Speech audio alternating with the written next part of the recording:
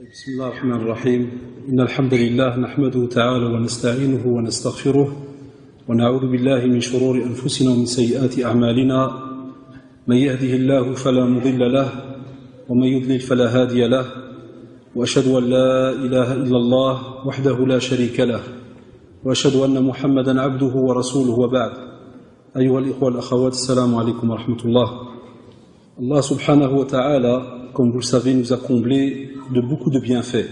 Et, alhamdulillah, à chaque conférence, en général, on vous rappelle certains donc, de ces bienfaits, parce que c'est une habitude et c'est une obligation entre nous. Chaque fois qu'on a l'occasion de se voir, il est important que chaque musulmane se rappelle certains bienfaits donnés par Allah subhanahu wa ta'ala à chacun d'entre nous. Et comme vous le savez, aujourd'hui, un des bienfaits que l'on va donc citer, que l'on va essayer donc de décortiquer entre nous, c'est ce qu'on appelle donc les parents. C'est quelque chose de très très important parce qu'il y a beaucoup de sujets qui ont parlé donc justement des parents, du respect que l'on doit avoir vis-à-vis donc des parents. Et à ce moment-là, on vous demande alors absolument de se rappeler certaines conférences bien précises.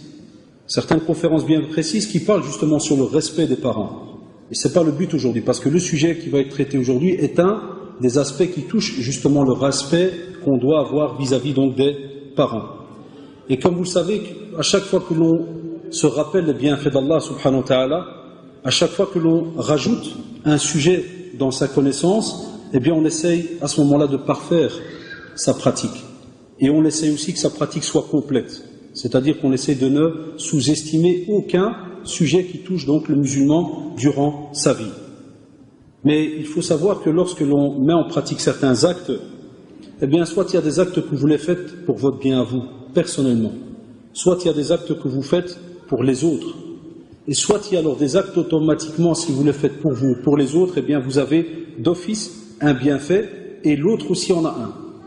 Donc des fois on peut faire quelque chose spécialement pour quelqu'un. Et des fois, il y a des actes que l'on fait où on a deux bénéfices. Vous en avez d'office un pour vous et un pour celui que vous avez donc en face. Et il ne faut pas négliger à ce moment-là ces sujets-là parce que chaque acte, comme on vous l'a rappelé souvent, eh bien, une fois qu'il est mis en pratique, le musulman, des fois, oublie qu'il y a des anges qui notent, qu'il y a des archives. Et des fois, on peut sous-estimer, subhanallah, un acte, tout petit soit-il, et vous avez un bénéfice immense auprès d'Allah, subhanahu wa ta'ala. Et comme on va voir dans ce sujet, tu peux des fois sous-estimer une réaction, un trait de caractère, une remarque, et toi tu peux avoir après une semaine oublié que les anges ont noté. Et il se pourrait que cet acte auprès d'Allah subhanahu wa ta'ala, il est immense, mais pas en bénéfice. Là, wallahi, pas en bénéfice, loin de là, comme vous allez donc le voir. Il y a aussi des fois l'ignorance que l'on retrouve chez certains d'entre nous. Mais même comme ça, on vous dira, faites attention, l'ignorance pour les musulmans, ce n'est pas une excuse. On ne pourra pas le jour du jugement dernier dire, Ya Allah, je ne savais pas. On te demande justement d'apprendre. C'est pour ça qu'on parle d'acquisition du savoir, et aller revoir toutes les autres conférences, tout est lié. On doit aller apprendre, on doit aller voir, tiens, qu'est-ce qu'il y a dans notre religion pour comprendre le pourquoi de cette présence justement sur terre. Mais comme vous le savez, à chaque fois qu'on vous demande de mettre en pratique certains sujets, c'est parce qu'il y a un acteur, et je vous l'ai souvent rappelé, qui est Satan. La'anahullah, Satan ne sait rien faire de spécial, sauf si toi, tu lui ouvres la porte. Si tu ouvres la porte à Satan, si tu lui donnes les outils pour qu'il t'attaque, sache alors à ce moment-là qu'il peut faire de toi ce qu'il veut jusqu'à ta mort, même au moment de ta mort. On ne lui donne pas de l'importance, comprenez bien ce propos, on ne lui donne pas de l'importance pour sa personne à lui, parce que wallah, pour un croyant, Satan ne vaut rien, mais on va vous dire, faites attention, quand on parle d'importance, c'est qu'il est capable, avec ses stratagèmes, de tourner autour de toi d'une certaine manière qui va faire qu'il y a certains moments, tu crois être dans le juste, alors qu'en vérité, tu es tout à fait à côté de la plaque. C'est pour cela que certaines personnes pensent qu'il n'est pas obligé de tout savoir dans certains domaines. Là, il te dit non, c'est pas obligé, tu ne peux pas tout savoir. On va te dire, il y a des sujets où c'est le minimum vital, tu dois savoir. Qui plus est, lorsqu'on parle par exemple des parents, c'est comme si on parlait de la prière. La prière te colle 5 fois par jour, donc tu dois wallahi étudier toute la jurisprudence de la prière. Eh bien tes parents sont avec toi depuis que tu es petit, donc tu es obligé d'aller voir tout ce qui tourne autour des parents. comportement et ainsi de suite. On vous dit aussi alors que Satan sait que certains sujets, si jamais tu les dénigres, ou tu les délaisses, ou tu te trompes, ou tu ne fais pas les choses comme il se doit, tu perds chaque jour un bénéfice immense. Ça, c'est si jamais c'est une pratique que tu dois mettre en pratique tous les jours. Mais si jamais, imaginez-vous, c'est un acte que tu as fait, et tu as blessé quelqu'un, ou tu as rabaissé quelqu'un, ou quoi que ce soit, et puis tu n'as plus vu cette personne, tu as peut-être même oublié, tout est noté, jour après jour. Imaginez-vous alors. Donc ce n'est pas seulement une petite erreur que tu as fait aujourd'hui. Il faut voir tout ce qui va découler, wal'iyadu billah, de cette erreur que tu as fait. Certains aussi, lorsqu'on cite certains sujets, ils sont des fois un peu étonnés et vous disent que, mais c'est connu, le respect des parents, la prière, la foi. Bon, le musulman vit, subhanallah, toute sa vie dans un perpétuel rappel. Il n'a pas le choix. Wadhakkir. Le prophète sallallahu alayhi wa sallam a reçu cet ordre d'Allah subhanahu wa ta'ala, et c'est ce que font en général les prédicateurs, tous les gens, toutes les personnes qui sont capables d'apporter quelque chose aux autres. Ils sont obligés, on est obligé de se conseiller, de se faire des rappels jour après jour. Il n'y a pas le choix.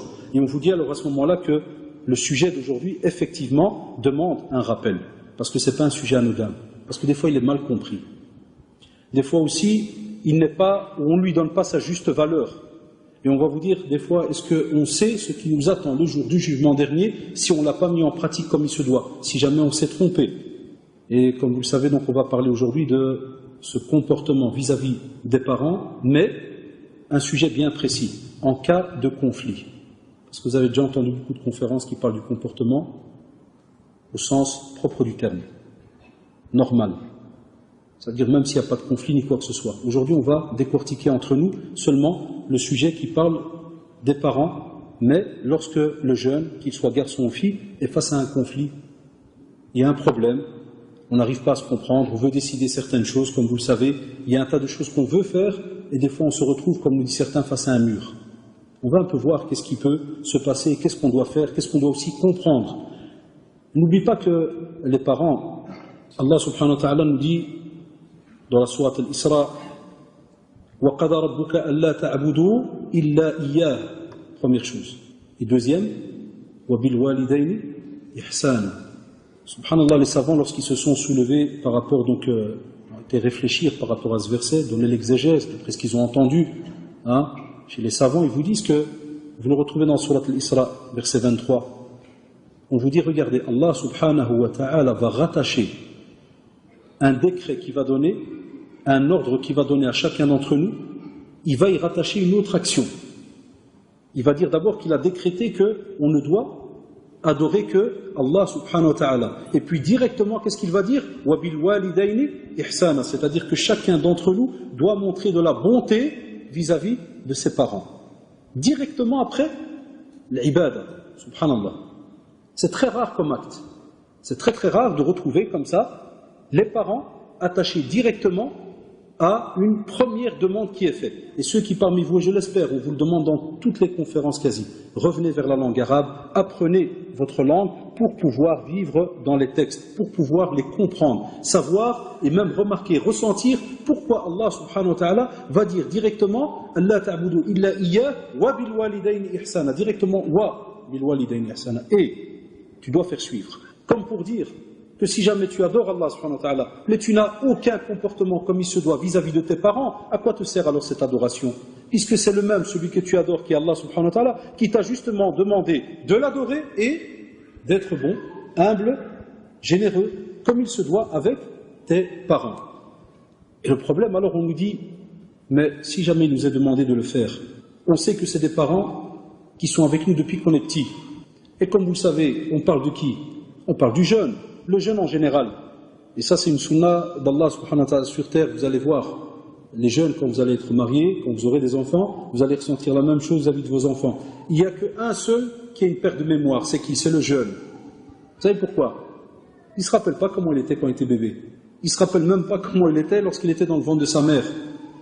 Il n'y a aucun drari qui va dire, ouais, moi je me rappelle très bien et tout, c'était comme une piscine, on faisait des pirouettes, on remontait, on revenait, il y avait des câblages.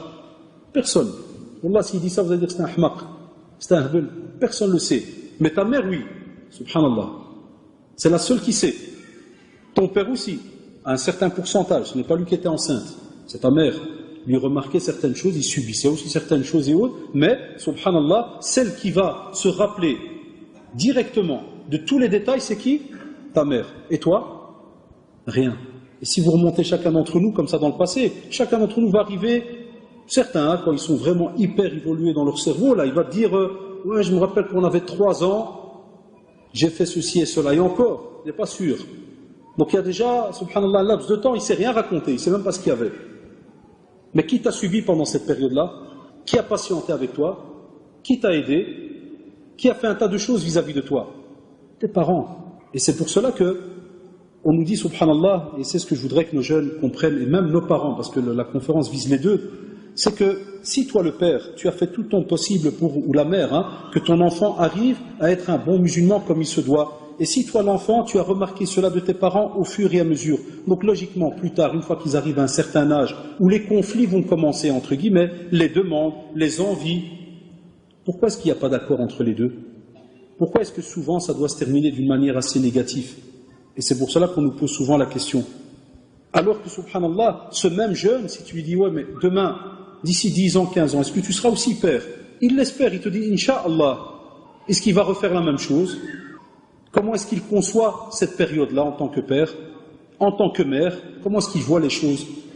Et on vous dit alors à ce moment-là, il se pourrait que, comme toi tu fais des remarques des fois positives ou négatives vis-à-vis de tes parents, subhanallah, tes mêmes enfants feront peut-être la même remarque vis-à-vis de toi. Combien il ne nous arrive pas de demander à nos enfants, maintenant nous qui sommes soi-disant la 2e génération, évoluer, masha'Allah, par rapport à nos parents, qui soi-disant étaient des agriculteurs, qui ne connaissaient rien, qui n'ont pas étudié, qui ne savent même pas c'est quoi un bic, tout ça, on en entend des choses, Quand tu parles avec les jeunes, tu dis, parle-moi de ton père. Oh, pas mon père. Al-Hajar. La pierre, elle parle, et lui, il parle pas. Discute pas, connaît rien. Il y en a qui c'est automatique. Dès que tu lui dis père, il n'a même pas un sourire. C'est vrai ou pas? C'est la seule description qu'il a de son père ou de sa mère. Il n'y a pas de sourire. C'est directement, c'est de la pierre, ça ne comprend pas, c'est des arriérés. On a un tas de remarques qui fusent.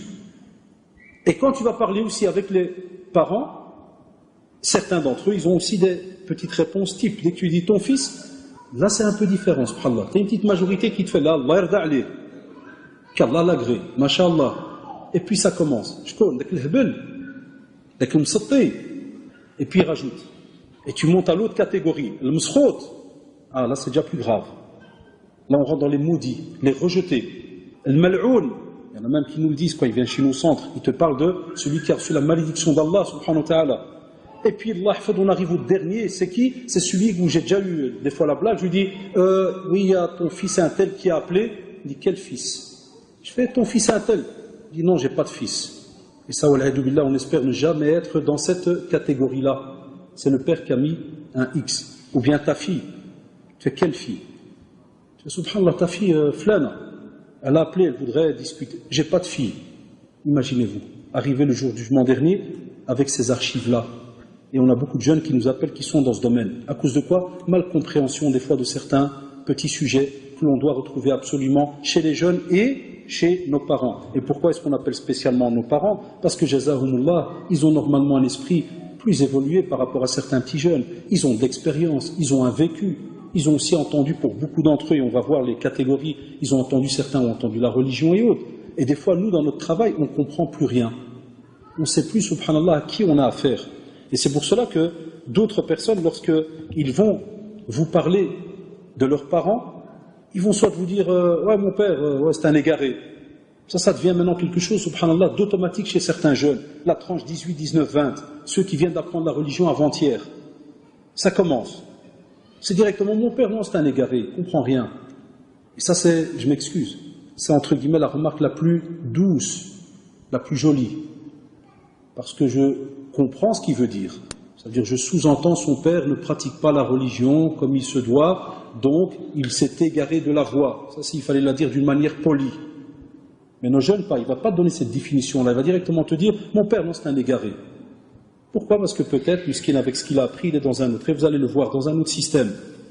Alors on va remarquer que, comme il y a des fois différentes sortes d'enfants, de jeunes, il y a aussi différentes sortes de parents. Et là, on rentre dans le vif du sujet. Lorsqu'on parle des conflits que des fois subissent certains jeunes avec leurs parents, certains enfants avec leurs parents, C'est parce qu'on demande à nos jeunes, à partir d'aujourd'hui, et certains l'ont peut-être déjà fait, d'essayer de comprendre quel style de parents ils ont. Deuxièmement, lorsqu'on te demande de comprendre quel style de parents tu as, on te demande d'abord, toi, est-ce que, vous allez voir, c'est pour ça que c'est très compliqué, est-ce que toi, ce que tu connais dans ta petite tête, est-ce que c'est vraiment ce qui doit être connu pour pouvoir arriver à juger ton père ou ta mère? Qu'est-ce que tu connais? Qu'est-ce que tu as appris? Et là, il n'y a pas moyen d'être illogique, parce que si tu as appris la religion comme il se doit, quoi qu'il arrive, impossible que lorsqu'un père ou une mère se plaint de son enfant, on va entendre quelque chose de grave, puisque le frère ou la sœur qui est pratiquante comme il se doit, est-ce qu'il va insulter son père?